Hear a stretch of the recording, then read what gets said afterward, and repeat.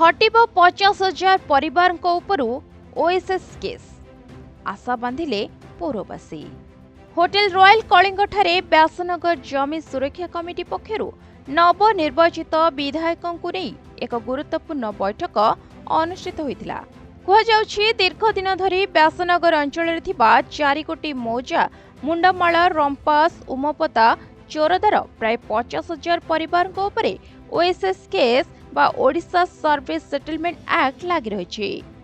जमाबंदी लागिथिबा समस्त प्रजा मानक उपरे ओडिशा सर्वेक्षण समाधान अधिनियम जमी समस्या कारणरू लोके नाही नथिबा असुविधार सम्मुखीन होउछन्ति। सरकार कठारू सेही स्थानरू तांकू भोटर आधार रास्ताघाट बिजुली पानीय जल सुविधा सुजोग मिलुथिबा स्थले निजर आवश्यकता अनुसार झियो बाहागर निमंते जमी किणा बिका पिलांको पाठपढ़ा और प्रमाणपत्र कि जमी बंधक रखी घर खंडे लोन कर जमी समस्या गोटे बहुत पुराना समस्या एवं आज जमी सुरक्षा समिति द्वारा संबोधन सभा दिया राज्य दाबी संपर्क में आलोचना होता ये संपर्क में अवगत थी। विगत दिन संपर्क में अनेक आलोचना मीटिंग पाखापाखि 4टी मौजार हजार हजार संख्यार लोक मैंने जमी समस्या जो क्षतिग्रस्त होती। आगामी दिन में कथाटी को विधानसभा रखी सरकार को दृष्टि आकर्षण करी। तेबे एही सब सुविधा गुड़िकर वंचित थिबा बेले एहर आशु समाधान पूर्वक एपर्यंत निजे निजर खंडे स्थायी पट्टा भी पाई पारनाहांती।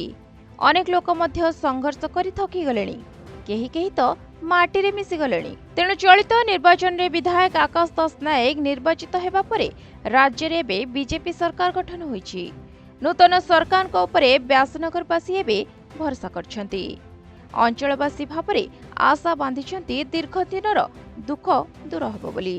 ओएसएस केस गुड़िक विचारधन रोचे केतेक प्रजाकर कागज पत्र तहसिल में मिलू ना जहाँफल गवर्नमेंट खाता को पलाऊँ यहाँ इलिगाल कथा से घर द्वार कर दौरान टेनेंसी लेजर अच्छी वर्किंग खतियान अच्छी तहसिल न मिले से प्रजा कहीं दायी तेणु केस गुड़िक अनकंडीशनल विड्रॉ करने रिक्वेस्ट कर।